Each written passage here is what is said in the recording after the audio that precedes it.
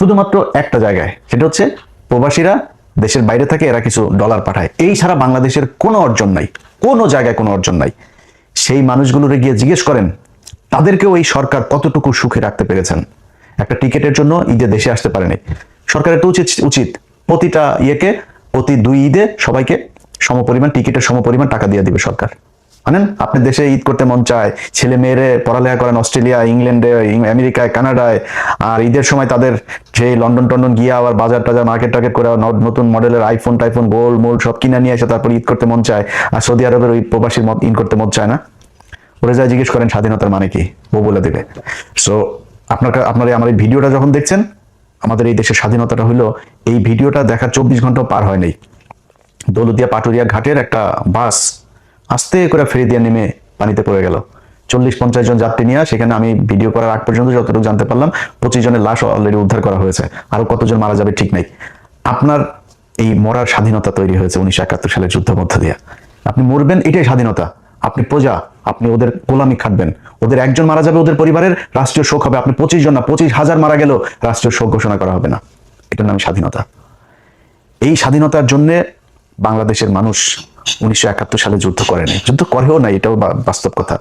এখন আপনি ওদেরকে বলবেন, ধরেন স্বাধীনতা এই যে এটা নিয়ে যে বিশাল আকারে সবচেয়ে বেশি ইয়ে করে আওয়ামী লীগকে জিজ্ঞেস করেন, তোর আব্বা বলেছিল তাজউদ্দিন নাকে তেল দিয়ে ঘুমাও, 27 তারিখ হরতাল, 1971 সালে 27 তারিখ হরতাল হওয়ার কথা ছিল।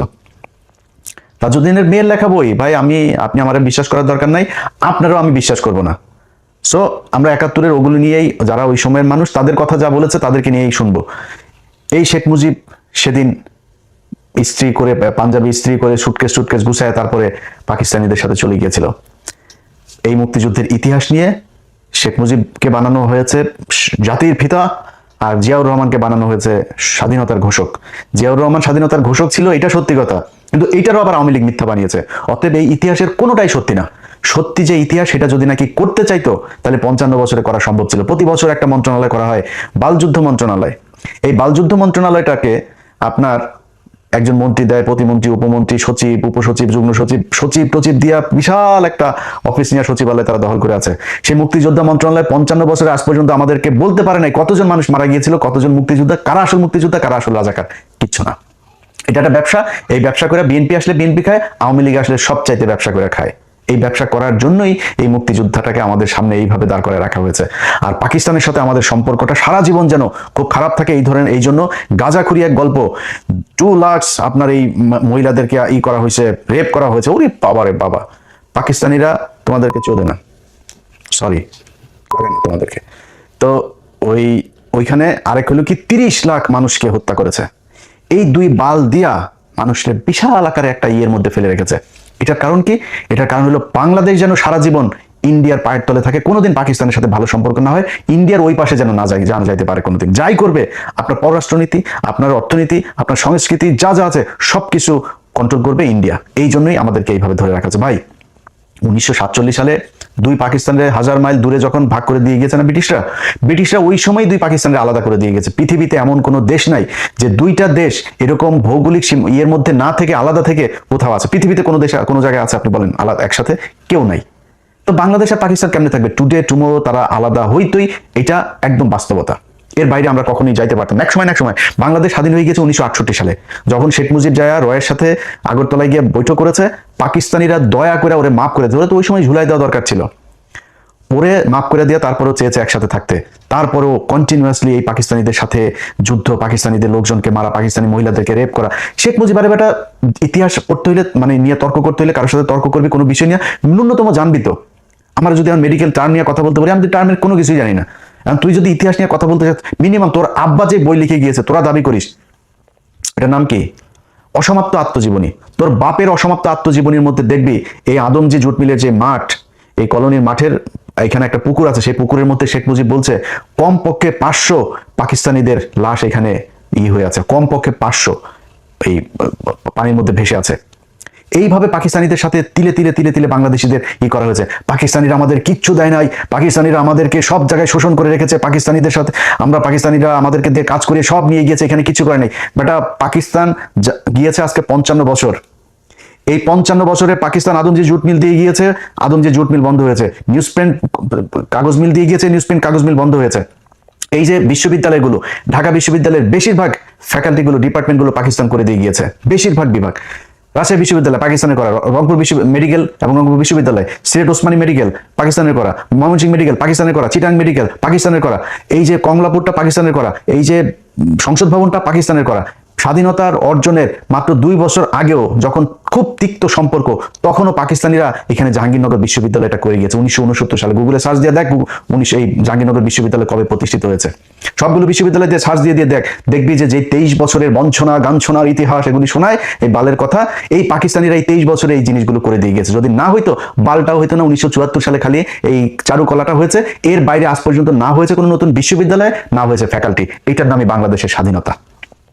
এই বালের গান শোনায় ভাই আপনি বলবেন যে হ্যাঁ ওরা আমাদের শোষণ করার জন্য এখানে, এই জাহাঙ্গীরনগর বিশ্ববিদ্যালয় এখানে করেছে পাকিস্তানের লোক এসে পড়ার জন্য, তোর লোকেরা শিক্ষিত করার জন্য এগুলো বানিয়েছে, তারা করেছে এগুলো। এই যে পিজি হাসপাতালটা, এই পিজি হাসপাতাল, ঢাকা মেডিকেল হাসপাতাল লেখ, ওইখানে দেখবি যে পাকিস্তানি ডাক্তারদের কি অবদান, কি করে গিয়েছে তারা। এই হসপিটাল তো 500 বেডের ছিল এক সময়, পরে 1800 বেড। এগুলো কারা করেছে? এই পিজি হাসপাতালের বঙ্গবন্ধু বিশ্ববিদ্যালয় কারা করেছে? পাকিস্তানিরা করেছে। আজকে তাদের সাথে আমাদের বিশাল খারাপ সম্পর্ক। ভাই কোনো সমস্যা নেই, আমি এগুলো বলার মানে এটা না যে আমরা আবার পাকিস্তানিদের সাথে আলাদা হইতে, আলাদা হওয়ার দরকার নাই। আমেরিকার সাথে জাপানের আজকে মধুর সম্পর্ক, দক্ষিণ কোরিয়ার মধুর সম্পর্ক, ভিয়েতনামের মধুর সম্পর্ক। ভাই তাদের সাথে যুদ্ধ হয় নাই। আজকে আফগানিস্তানের সাথে রাশিয়ার সম্পর্ক ভালো, একসময় এরা যুদ্ধ করে স্বাধীন হয়েছে ওদের কাছ থেকে। আমেরিকায় আফগানিস্তানকে সাহায্য করেছে, এটাই কৌশল। যার যখন যাকে দরকার হবে। এই ইরানের সাথে রাশিয়ার সম্পর্ক খারাপ ছিল না, তারা আজকে রাশিয়ার কাছ থেকে সব সুযোগ সুবিধা নিচ্ছে না। আমাদের এই সুযোগ সুবিধা যেন আমরা নিতে না পারি, ভারতকে যাতে আমরা ওভারটেক করে কোথাও যাইতে না পারি, এই জন্য এই ধরনের এই গাঁজাখুরি গল্প সব জিয়ে রাখা হয়েছে, যেন পাকিস্তানিদের সাথে আমরা কোনোভাবে কোনো সুযোগ সুবিধা, কোনো চুক্তি, কোনো কিছু করতে না পারি। ভাই পাকিস্তান আলাদা, আমরা আলাদা। আমি আমার কাজে পাকিস্তানকে কাজে লাগাবো, পাকিস্তান পাকিস্তানের কাজে আমাকে কাজে লাগাবে। এটাই এইভাবেই চলতে হবে। এখন যদি নাকি আপনি বলেন যে ভারতের সাথে আমাদের যে সম্পর্ক, ভারত হলো আমার ভাই। ভারত কয়েকদিন আগে আমাদের তেল দিয়েছে, তেল নাকি কার বলতে গেলে ওরা মুখ খারাপ হয়ে যায়, বুঝছেন, আমি কন্ট্রোল করতে পারি না। ওদের কার নাকি কোন দিক দিয়ে নাকি তেল দিয়েছে। আরে ভারত এখন তেল না, ভারত এখন আরো অনেক কিছু দিতে পারে, কারণ ভারতের এখন চিপার মধ্যে আছে, যেই কারণে ভারত এখন আমাদেরকে কোনো না কোনো ভাবে একটা করতে হবে। কিন্তু ভারতের আসল চেহারা কি সেটা বুঝবি, সেটা বুঝতে হলে চল একজন একটু বক্তব্য শুনি তোদের ভারতের আব্বাস। ভারত আর হাত গুটিয়ে বসে থাকতে রাজি নয়। তারেক রহমানের দেশে ফেরা এবং প্রধানমন্ত্রী হওয়ার নেপথ্যে ভারতের একটি বড় পরিকল্পনা ছিল, আগেই বলেছি। কথা ছিল আওয়ামী লীগের বিরুদ্ধে কোনো প্রতিশোধমূলক রাজনীতি হবে না এবং উগ্র মৌলবাদী শক্তি বিশেষ করে জামাতের প্রভাব নিয়ন্ত্রণ করা হবে। কিন্তু প্রধানমন্ত্রী হওয়ার পর থেকেই তারেক রহমানের ভোল বদল শুরু হয়েছে। ভারতের দেয়া সেই প্রতিশ্রুতির কোনো প্রতিফলন এখনো তার কাজে দেখা যাচ্ছে না। তিনি জামাতকে মন্ত্রিসভায় জায়গা দেওয়ার কথা ভাবছেন এবং আওয়ামী লীগের উপর রাজনৈতিক নিষেধাজ্ঞা ও আইসিটি ট্রাইব্যুনালে খড়গ বহাল রেখেছেন, বরং চিঠি দিচ্ছেন আইসিটির রায়ের প্রেক্ষিতে শেখ হাসিনা এবং আসাদুজ্জামান খান কামালকে যাতে তাড়াতাড়ি বাংলাদেশে প্রত্যর্পণ করা হয়। দিল্লির কূটনীতিকদের মতে এটি ভারতের সাথে করা বড় ধরনের পথখেলাপি বা বিশ্বাসঘাতকতা। আওয়ামী লীগের উপর থেকে নিষেধাজ্ঞার খাড়া তোলার কথা আর উঠছেই না। শেখ হাসিনাকে ফাঁসিতে ঝোলাবার জন্য উল্টে ভারতের কাছে ইউনুস জমানাচ্ছে কড়া চিঠি দিয়ে প্রত্যর্পণ দাবি করছে তারেক রহমান সরকার। এসব কিসের লক্ষণ? এই সব কিছুই কি সেই পুরনো বিশ্বাসঘাতকতার নতুন সংস্করণ নয়?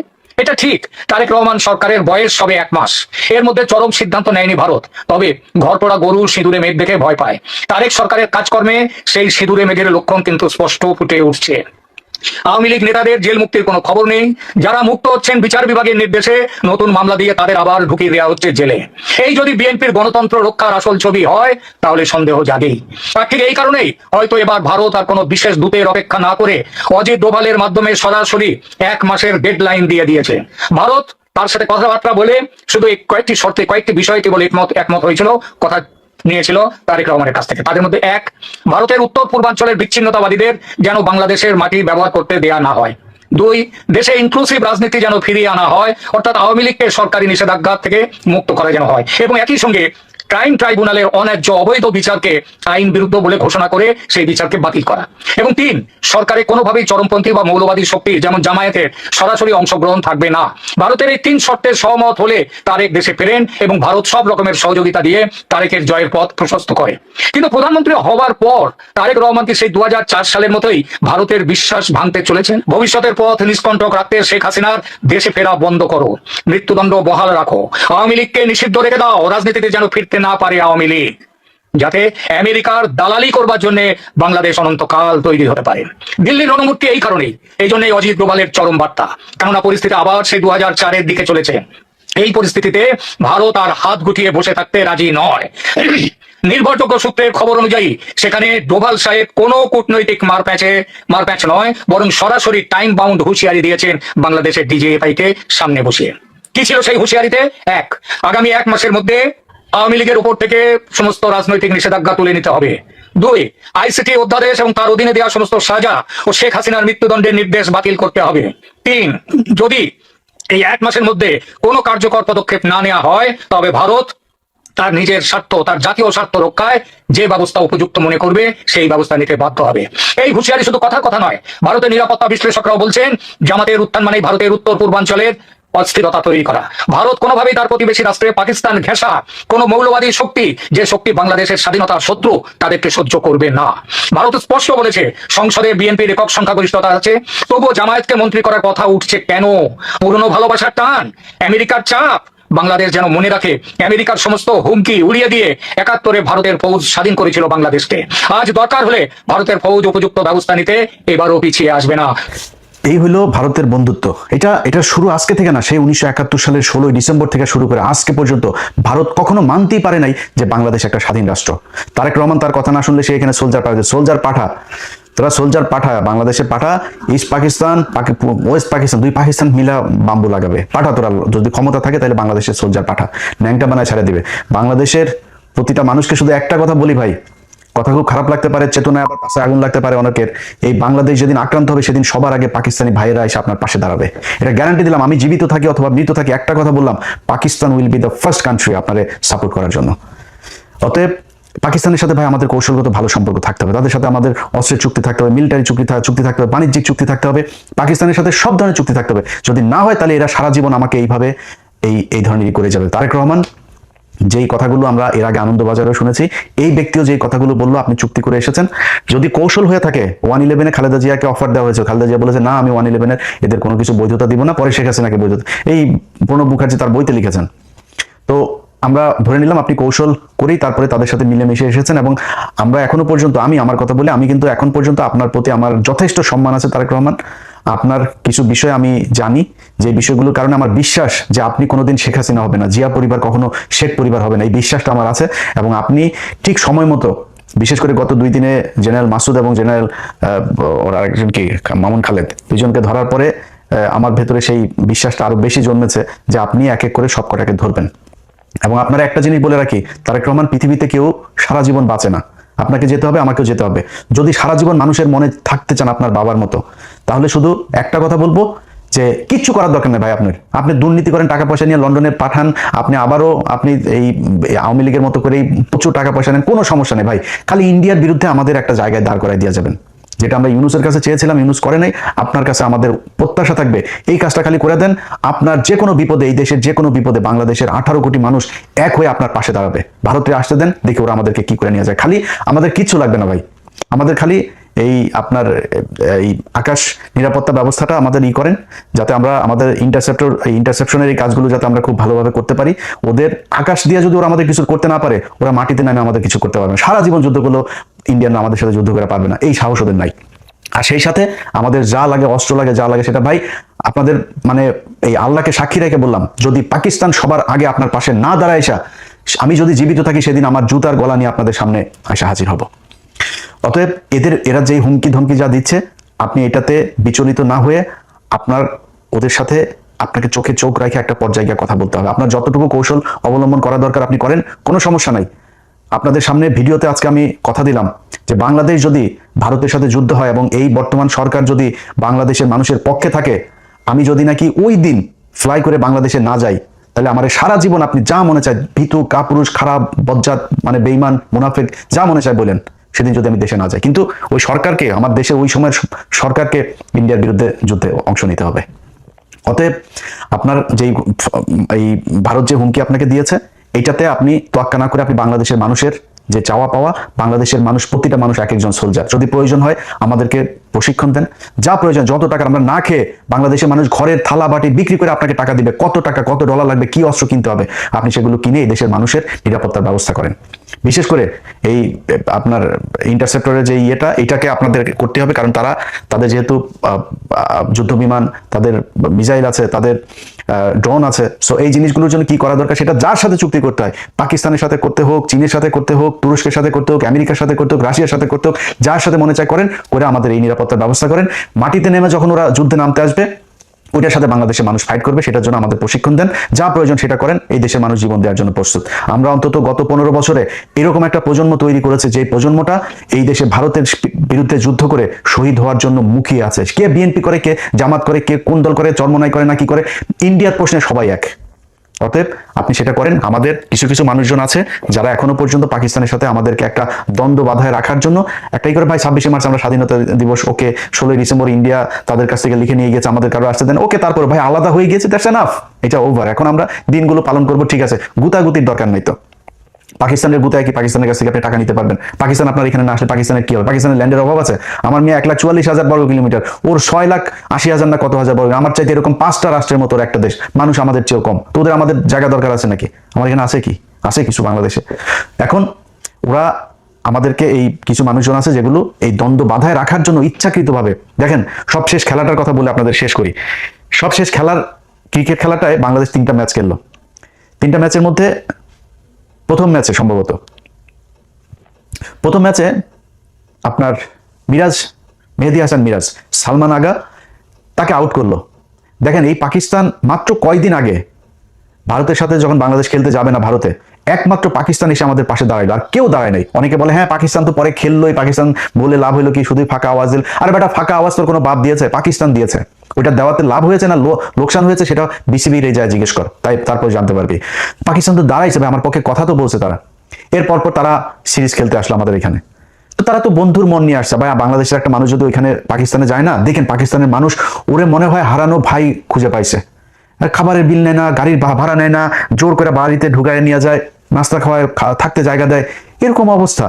সেই দেশের একটা মানুষ, সে ব্যাটসম্যান যখন সালমান আগাও ব্যাটটা নিয়ে দৌড় দিয়েছিল বল আনার জন্য, বাট পরে রান নেয় নাই। সে ক্রিজের ঠিক পাশে, এরকম না যে সে ক্রিজের মাঝখান থেকে বলটা ধরেছে, ক্রিজের পাশে ব্যাটটা ফেললেই সে ক্রিজের ভেতরে, সে ব্যাট না ফেলা, সে ওই বলটারে আটকাইছে, বলটা উঠায় সে মিরাজের হাতে দিতে গিয়েছে। ও মা, সে বলটা করলো কি, স্টাম্পে মাইরা মিরাজ এসে তাড়াতাড়ি করে চোরের মতো, একটা চোরের বাচ্চা, ফকিন্নির বাচ্চা, আচ্ছা বলটা ভেঙে দিল। এরপরে আবার লাস্টের ম্যাচে আপনার করলো, এই যে ওর নাম কি, নাহিদ রানা, ওর মুখের অঙ্গভঙ্গি দেখে আমার মনে হয়েছে যে একটা গালি দিয়েছে, বাজে গালি দিয়েছে। আমি ওর মুখের যে মুভমেন্টটা দেখেছি, ওটা আমার মনে হচ্ছে একটা বাজে গালিটা দিলাম না এখানে, তো এই গালিটা সে দিয়েছে। বিশাল, আরে বিরাট আকারে উত্তেজনা, মনে হয় ভারত পাকিস্তান খেলা হচ্ছে। আরে বেটা, তোর তো বোঝা উচিত, এই যে এখন গেছিস পিএসএল খেলতে, তোর বাপরাই তো নিল, তোর বাপের দেশেই তো গেলি পিএসএল এ, তোর বাপেরা তোদের দেশ থেকে, বাংলাদেশ থেকে 6টা প্লেয়ার নিয়েছে। আর আইপিএল এ নিয়ে যাইতো সাকিব আল হাসান, পৃথিবীর শ্রেষ্ঠ একজন অলরাউন্ডার, সবচাইতে ধারাবাহিক একজন প্লেয়ার, ফর্মে থাকা প্লেয়ার, তারে নিয়ে সাইড লাইনের বাইরে দাঁড় করে রাখতো, পানি নেওয়াইতো তারে দিয়া। অপমান খালি নিত কেন? বাংলাদেশের দর্শকগুলো নেওয়া, স্পন্সর আছে না, ওদের তো প্রোডাক্ট বিক্রি করতে হবে, বাংলাদেশের মানুষ দর্শক তো থাকবে না, একজন না থাকলে নিয়ে বসায় রাখতো। এটা করতো ইন্ডিয়া। আরে ভাই, ইন্ডিয়া আজকে সেই শুরু থেকে এখন পর্যন্ত সারা জীবন এই যে টেস্ট স্ট্যাটাস, সবার পরে তারা আমাদেরকে দিয়েছে, এই যে টেস্ট স্ট্যাটাস খেলা মানে না, বাংলাদেশের থাকা উচিত না। এই যে এই সেবাগ, বীরেন্দ্র সেবাগ, এই শালা বলছিল যে বাংলাদেশের টেস্ট স্ট্যাটাস থাকার উচিত না। এরা ইন্ডিয়া খালি খেলা না, বাংলাদেশের প্রতিটা জায়গায়, প্রতিটা সেক্টরে তারা সারা জীবন, এই যে কয়দিন আগে আপনার এই যে বাংলাদেশ থেকে আপনি দেখছেন না যে বাংলাদেশের মানুষজনরা এখন আর আসতে দিবে না, কারণ বাংলাদেশের মানুষ এখানে ওই আপনার এখানকার সরকারি যে সুবিধাগুলো আছে, এই সুবিধাগুলো বেশি উপভোগে। যেমন ধরেন কারো মা অসুস্থ, বাবা অসুস্থ, তার ট্রিটমেন্টের জন্য এখানে আপনি ঘরে রাখলেও আপনার কিছু টাকা দেয়, আপনার অনেক এরকম বাচ্চাদের জন্য চাইল্ড সাপোর্ট দেয়, অনেক ধরনের এই প্রণোদনা আছে, এগুলো দেয়। তো এগুলো এই ইন্ডিয়ানরা, তারা ইন্ডিয়ানদের কারো দেন, ওরা কিন্তু আমাদের চেয়ে বেশি খায়, অথচ ইন্ডিয়ান গুলো দেয় নাই, বাংলাদেশের গুলো সবগুলো দিয়েছে যে বাংলাদেশ নাকি 54% নাকি এশিয়ান নাকি আমরা নাকি খাই, তারপর এটা দিয়ে এখন বাংলাদেশিদের ভিসা দেওয়া বন্ধ। ভাই প্রতিটা জায়গায় আপনি 1971 সালের মুক্তিযুদ্ধের পর এটা নিয়ে কোনো বিতর্ক নাই, প্রতিটা মুক্তিযুদ্ধের কাছে জিজ্ঞেস করবেন যে ইন্ডিয়ানরা আমাদের এখান থেকে কি পরিমাণে, পাকিস্তানের 92,000 এই সোলজার তারা আপনার অস্ত্র রেখে আসলো, আমাদের এই যে মিল কল কারখানা মানে পাকিস্তান যা করে দিয়েছিল, এগুলির থেকে দামি দামি যন্ত্রপাতি, সব ইতিহাসের সব জায়গায় এগুলোর আপনার উল্লেখ করা আছে।